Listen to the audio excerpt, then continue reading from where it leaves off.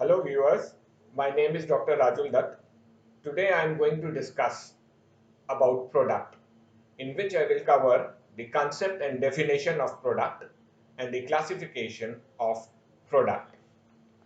As we all know, the goal of marketing research, which I have already discussed in my previous videos, is to create products that are desired by the target market or markets as the case may be in accordance with the organizational goals.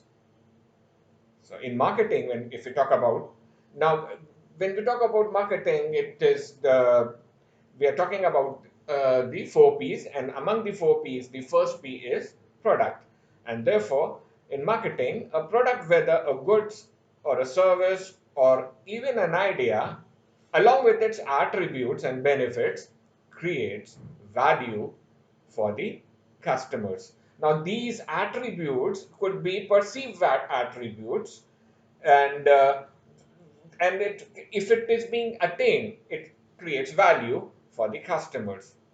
These attributes may be tangible or intangible in nature. Now, if I talk about tangible attributes of a product as such, it includes what we call it as, say, packaging. An intangible attribute could be like a brand image. So let's discuss about as to the introduction part of it. The product is the most tangible. Tangible is which we can see, which we can use it, and important component of the marketing program. Now, marketing program is the marketing mix, that is the four P's, as to how do we utilize the four P's and make a marketing program or a marketing strategy. And among those, this is the first P, what we call it as product. Now, the product, if we talk technically, it has three major dimensions, namely the managerial dimension, the second is the consumer dimension, and the third is social dimension, all put together. So this is what we call it as a product. It looks upon the product when we prepare a product, when we conceive a product, when we translate the idea into product. These three dimensions has to be taken care of. So the first is the managerial dimension. Now, what I mean by managerial dimension here, it covers the core specifications or the physical attributes like brand or packaging or product life cycle or a product development. All these aspects related with the product is called being managerial dimension, where the decisions are to be taken by the managerial as to what is the intention. Now, when we talk about product, the product is what? It is being a translation from the to conceive an idea, and this idea is being transformed into a tangible product. Now, this is what we mean by in the process there are so many decisions have to be taken, so many dimensions have to be taken, and those comes under the managerial dimensions. The second is the consumer dimension. The consumer perception of a product is the key to its success or failure. Now, consumer perception is as to what the consumer thinks about the product, because in most of the cases they do not know about the product. They only know about their problems. They only know about their requirements, and this is why when we relate these perception or their problems into a product, there might be certain variation in it. So consumer perception of a product is the key for the success of the product. So a relevant, therefore, a relevant is one that is perceived by the consumers as per intentions of the marketer. Now, the perceived value is from one side of the consumer, and as to what the intention, that is, how does this marketer has conceived this perceived ideas about the product. And the third is the social dimension related with the product is that is when we talk about social, we are talking about society. So the society always welcomes the desirable products as they fulfill the what we call it as the expectations of social welfare. Now, when I talk about social welfare or the social interest, now when I talk about social welfare, that is whatever we are manufacturing. That means any product which is being manufactured, that is serving, or that is solving the one or the other problem of the consumers. Now, when we talk about the problems, those problems are what we technically in marketing we call it as needs and wants. So, when the product has been manufactured as per the requirement, as per the need, as per the problem, so that problem is being solved when the company or the marketer uh, sells the product or reaches to the customer with the product in hand.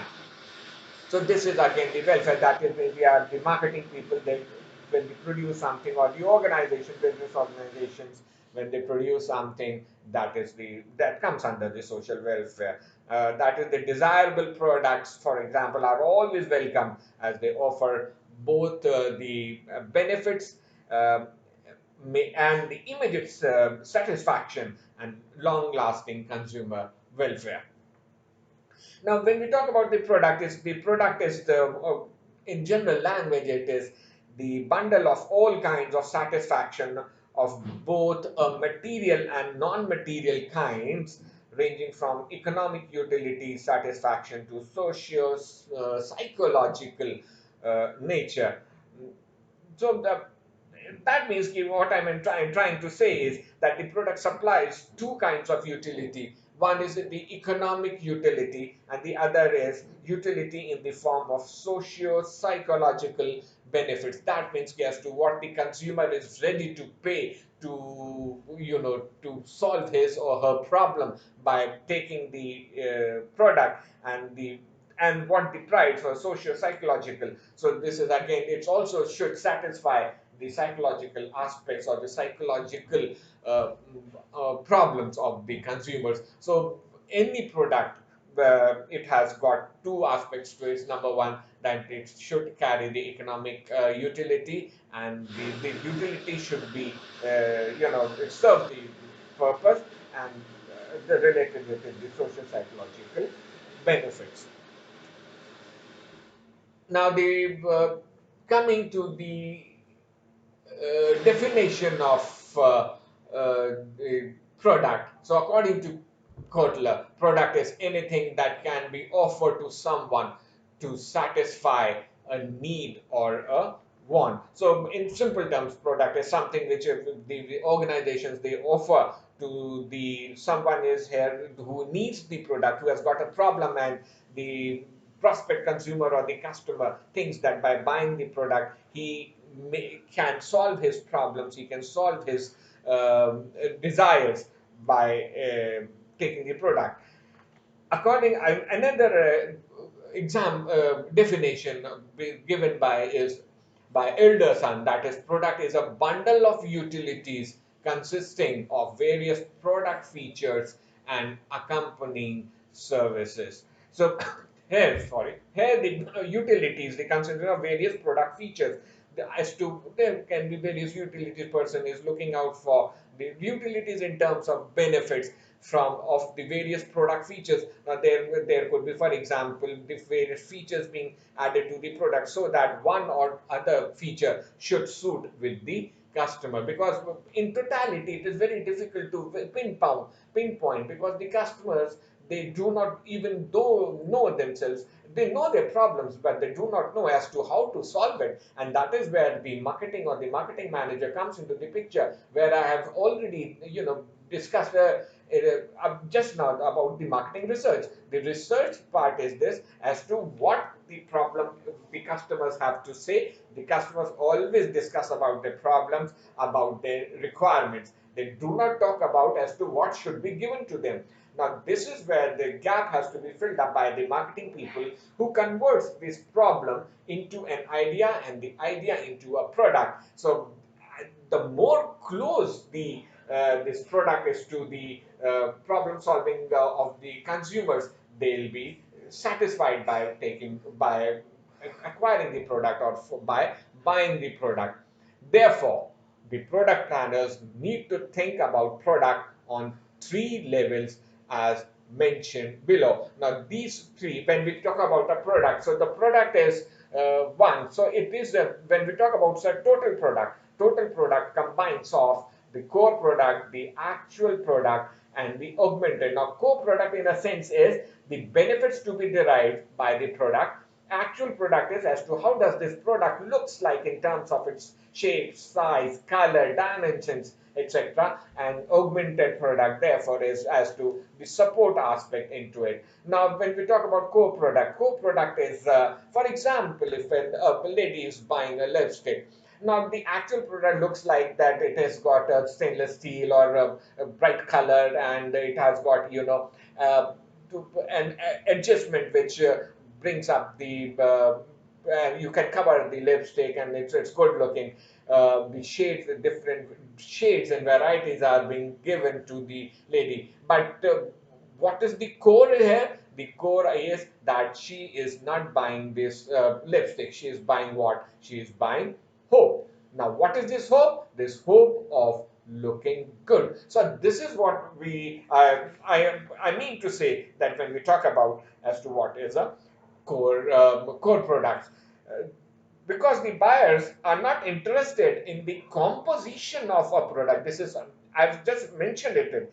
They are interested or rather concerned only with what product does, as to what the benefits and not the helps the customer, because the customer has got a problem and the problem is ought to be solved by this product, what the product means to them and to what extent it satisfies their social and social psychological needs.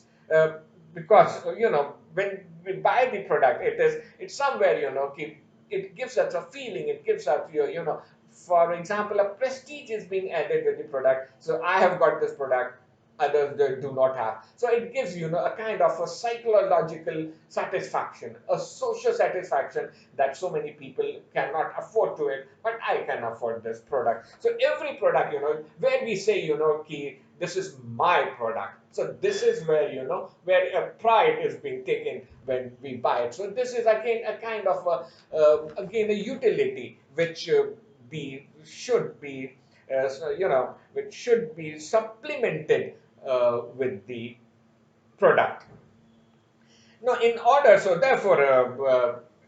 to be effective at selling or marketing, it is necessary to have a proper perspective of the meaning of the product, and that is where there's a proper meaning is includes the core product or the now core product is, for example, saying it is the most basic level is the core product. That is what the buyer really buying. It stands at the center of the total product is equal to, I have mentioned a total product, and consists of problem solving services or core benefits to be derived by the product. So again, for example, if mention about it, if a salesman is selling tube lights, so in fact when a customer is buying, actually the customer is buying the illumination to be he is getting or he is looking for when there is dark. So if there is darkness is not there, so this product, the core benefit, is not related to him, and therefore he is not paying for the a tube light or a bulb. He or she is paying for the core benefit, that is the illumination he or she gets after buying the bulb or a tube light, for example. Now, for example, again, I say if a woman is buying, say, a lipstick, buys more than a color. In factory, we make cosmetics, and in stores, we sell hope. This is what we have to understand when we're talking about, when we're discussing about a product. And those are the core aspects. We should be able to distinguish between these two. In factory, we make cosmetics, tangible parts of it. But what we sell is, we sell hope in the market. So this is, we should be able to again differentiate it. In my further videos, I'll be discussing more on this aspect. The second is the actual product.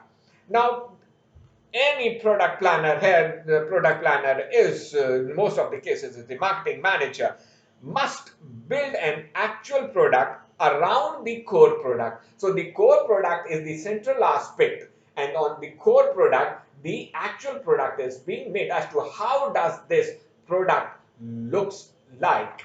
So it includes, for example, the characteristics such as maybe a quality level, various features, a design of the product, a brand name, and packaging. Again, packaging plays a very important role. While I've discussed the marketing mix, there are 4 P's: product, price, place, and promotion. And the fifth is has come up recently. The packaging has gained wide importance in the marketing program.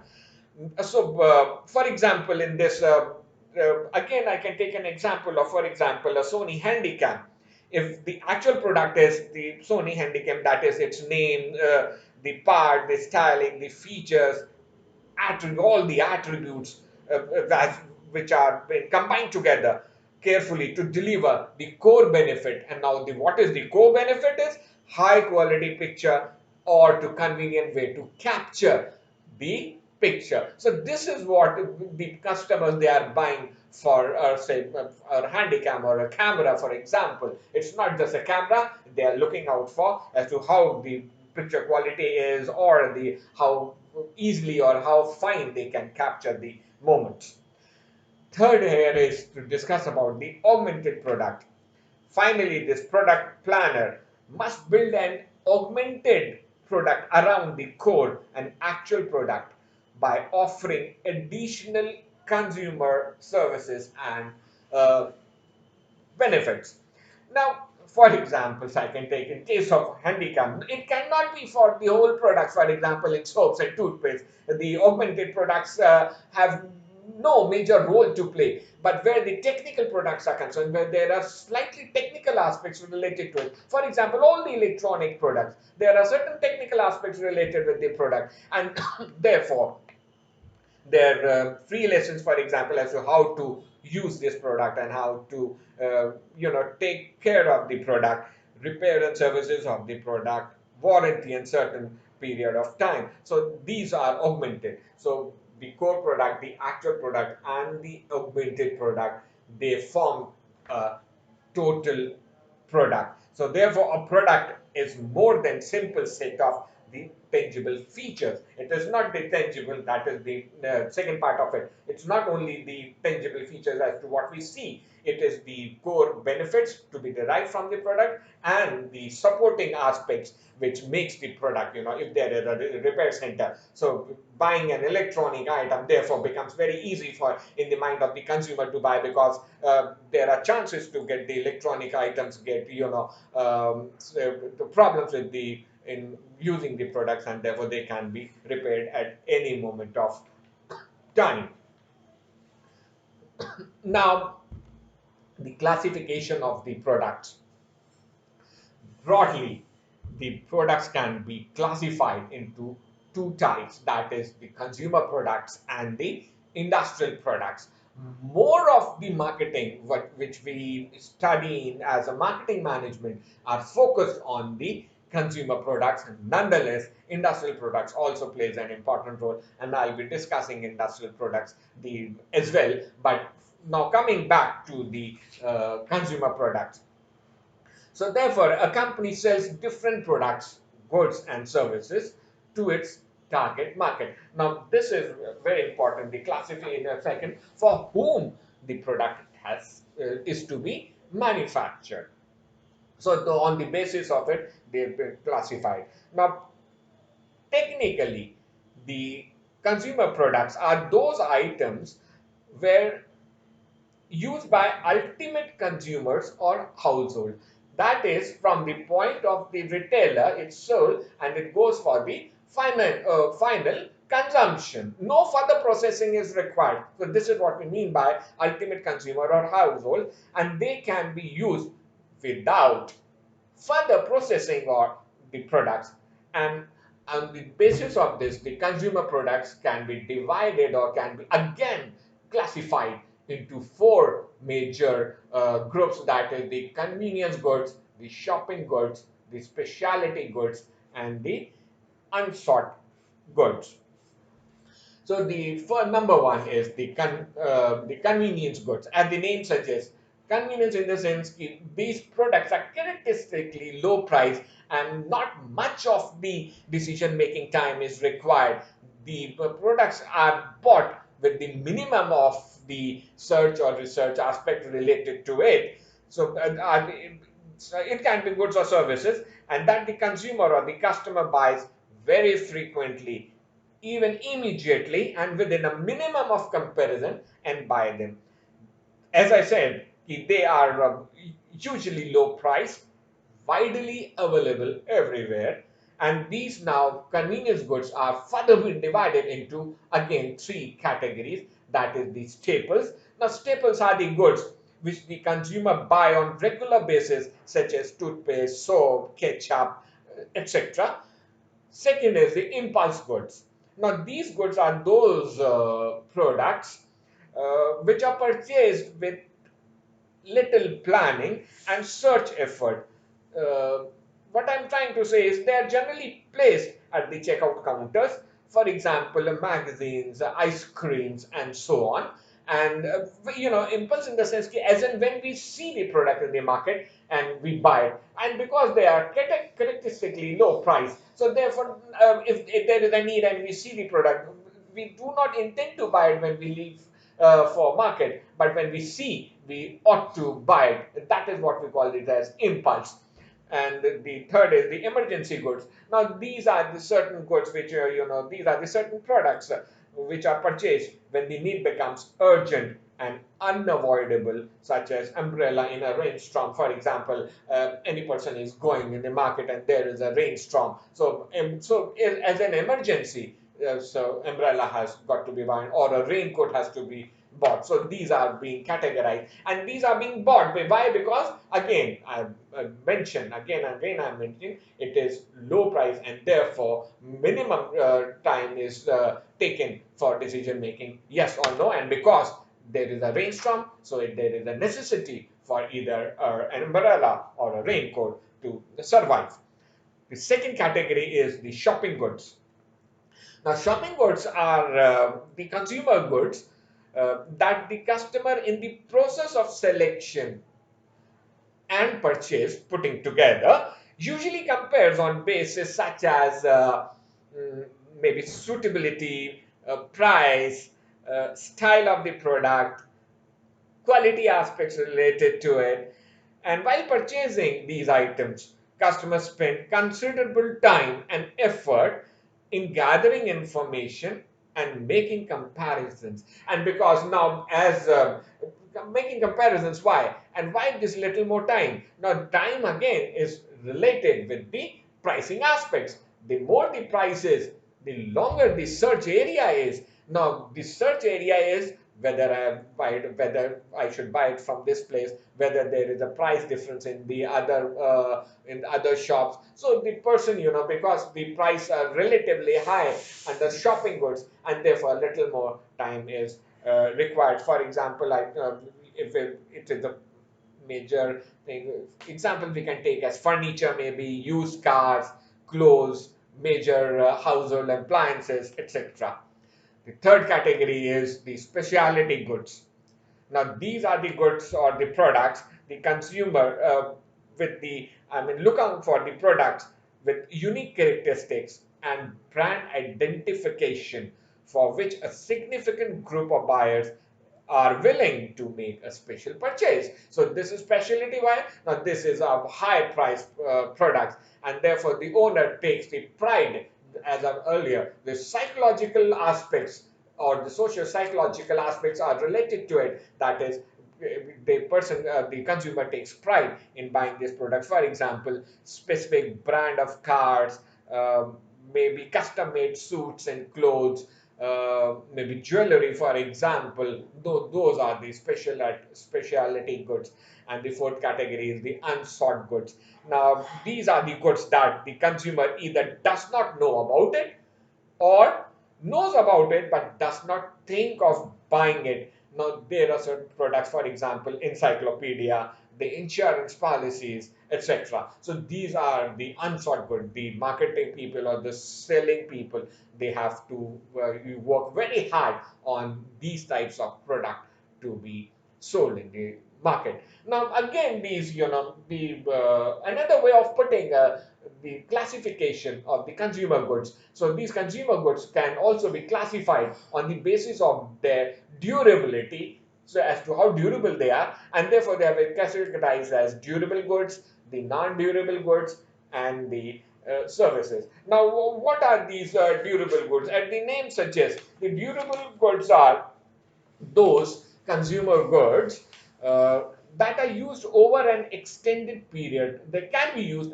over an extended period of time, and that normally survives many uses.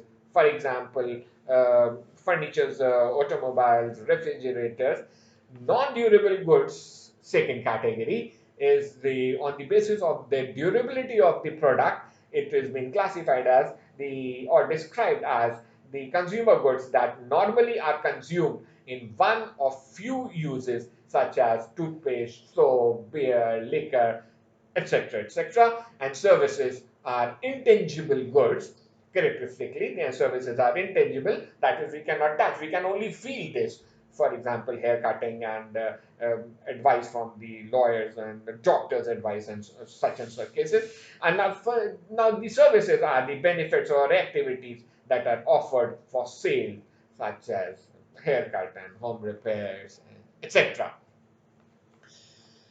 Now, the industrial products. The second classification is the industrial products. Now, these industrial products, they are generally being bought for either for further processing or for the say conducting the business, which are used from business. For example, machinery, components, and parts. Industrial goods can can be classified according to how they enter the production process and according to what they cost. There are three groups or categories of industrial goods, that is material and parts, capital items, supplies, and services. Now, characteristic feature in industrial products is the consumer in certain cases, or the customer for that matter, is equally knowing about as to what he or she is buying. So the buyer is well informed, is well learned about the products he is buying. In consumer products, it is, the seller has to explain certain things about the consumer. Consumers may or may not be knowing about the various benefits to be derived. But in industrial products, it is both the parties, that is the buyer and the seller, they are on this equal platform as far as the knowledge is concerned about. So it becomes easy, or it becomes very difficult to sell the product to an informed consumer.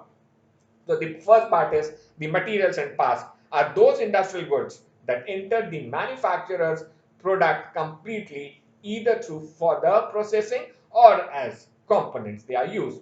Now these could be raw materials, which are being further, we procure the raw material from the market and then convert the various, putting all the raw materials together into a final product. So this is what we mean by raw materials here, or the parts of the components which are used in the manufacturing process. So raw material could be in the form of, for example, farm products like wheat, cotton, fruits, etc., or the natural products like iron ore or the crude oil, etc.